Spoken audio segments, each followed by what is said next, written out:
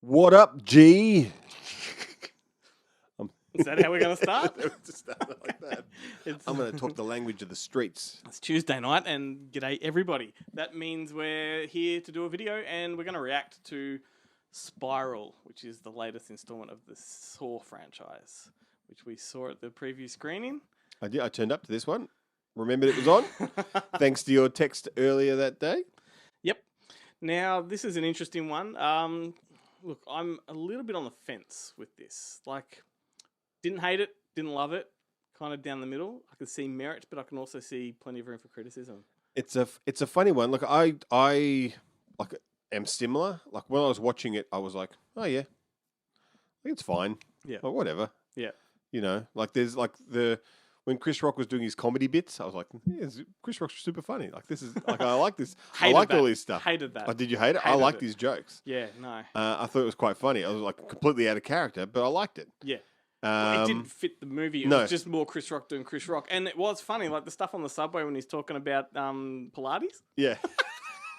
It was such a good bit. Yeah, it was such a good bit. Wrong film. Yeah, wrong film. Yeah, it should have been in a what Top 5 or something like that. No, what's one of those movies he does with Adam Sandler with the Throw a dart. Grown Ups? It should have been in a Grown Ups film. Grown Ups 3. I'm sure that's coming soon. What I have to give credit for, just the fact that this franchise has gotten up to, this is, I think, the 9th installment, and the fact it can still hit theatrical, like it's not gone direct to video yet. Like, there's got to be some merit to that. There's an audience that wants this, this movie. Yeah. And the only reason Chris Rock is in it is because he came up with the idea. Like, he pitched this one to the studio. It's not a bad idea.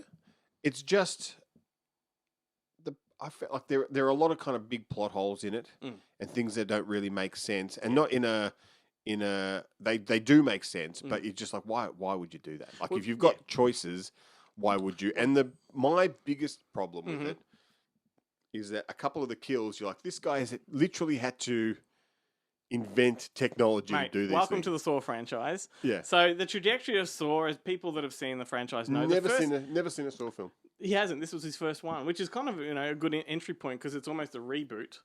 I can't. Well, I'm assuming that I won't be able to be disappointed by the other one. Well, the thing is, like the first, definitely the first 1 and 2, and then the third one, all of the contraptions are very simple, easy to manufacture yourself. Like I spit on your grave style contraptions where it's just a shotgun and fishing wire. The classic example, which is alluded to in this one, is the handcuff and the saw.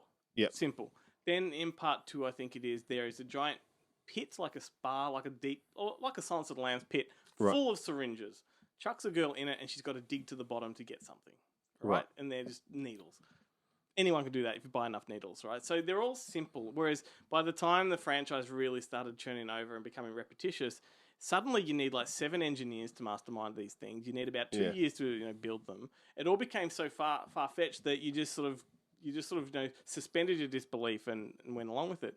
In this one, the contraptions are really lazy. Like, they're not that creative, really in the franchise. Like, I guess as torture devices, I suppose not. But like the thing is, the thing that makes no sense is that I've watched a lot of cop shows. I've seen a lot of cop movies. They always canvass the neighborhood, even though these places are like drug dens. But some of the equipment that this guy's using, I saw a dude in a pig mask. I don't want to spoil who the killer is. Don't give it away. No spoilers. But you'd be like I saw a dude in a pig mask carrying this. It was him. It was that guy.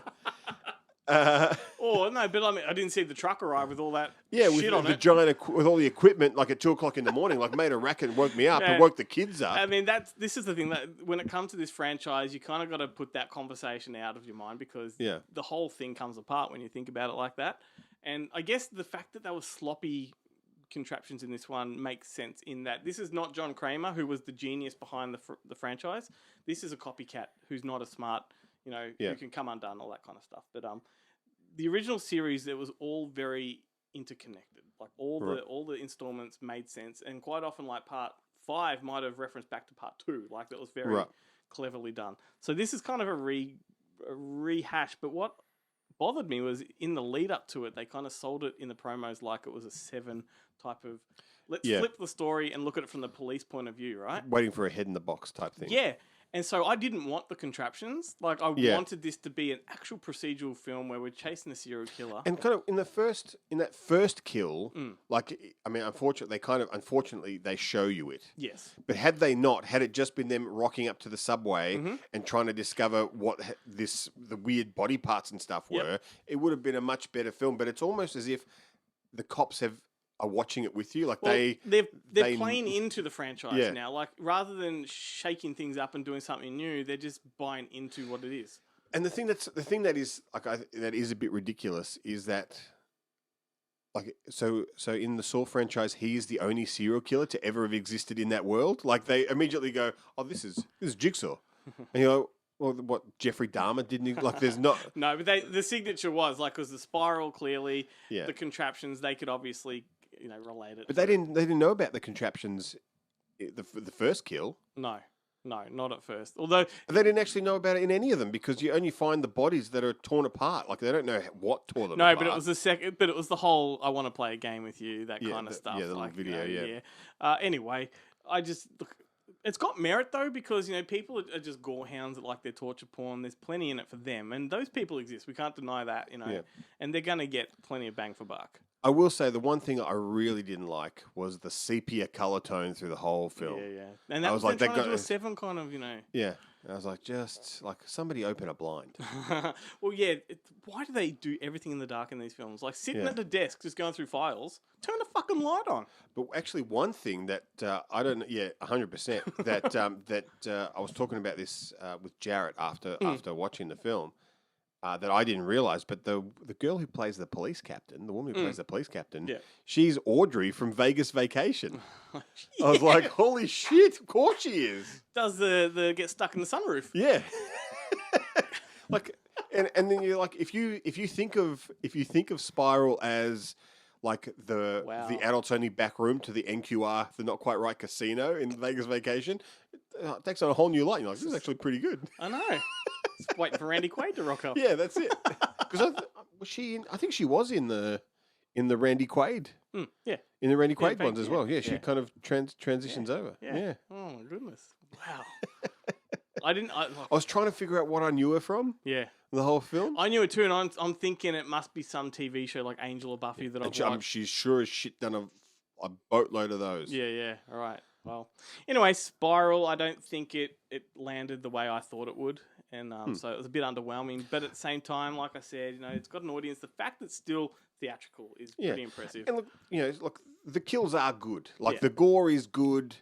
Some of the stuff that happens is genuinely exciting. There is some good Chris Rock jokes.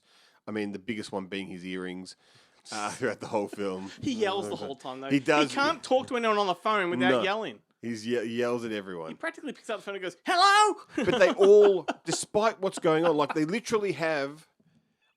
I mean, that is one of the biggest kind of... Like, they literally have a serial killer that's running around killing cops, and they still don't want to tell him... and they still go places by themselves. Yeah. Like, no, you go check out this. I'm going to go to this place where this guy might be. Are you... Like, what is wrong with you? Yep. Anyway. They play into the killer's trap. Yeah. Perfectly. Yeah, 100%. Yeah, anyway. But, like, check it out. Tell us what you think in the comments below this video. Yeah, right. Where do we pull this shit out? Just fucking whack it online. Yeah, that's right. Yeah. It's a reference to a comment on YouTube. What do you got there? Oh, it's just my wife, Emma. This is my son, Charlie. Enjoy it while it lasts. While it lasts. Nothing happier than the wife of a new detective. Emma's cool, man. She's different. You don't know my wife. You give a woman 600 Tuesdays. It ain't worth 3 Saturday nights. How much money you got? A lot. How many problems you got? A lot. How many people that doubted? A lot. All available units, officer down. Pray that you flop. Detective Banks en route.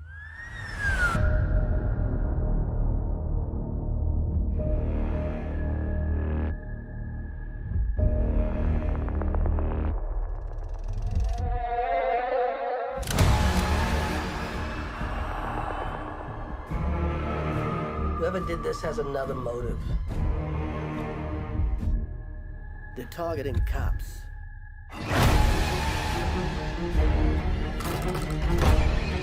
This shit's gonna go sideways fast.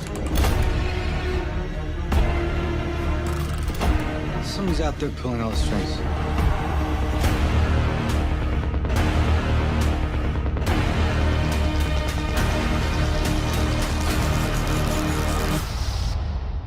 You wanna play games, motherfucker?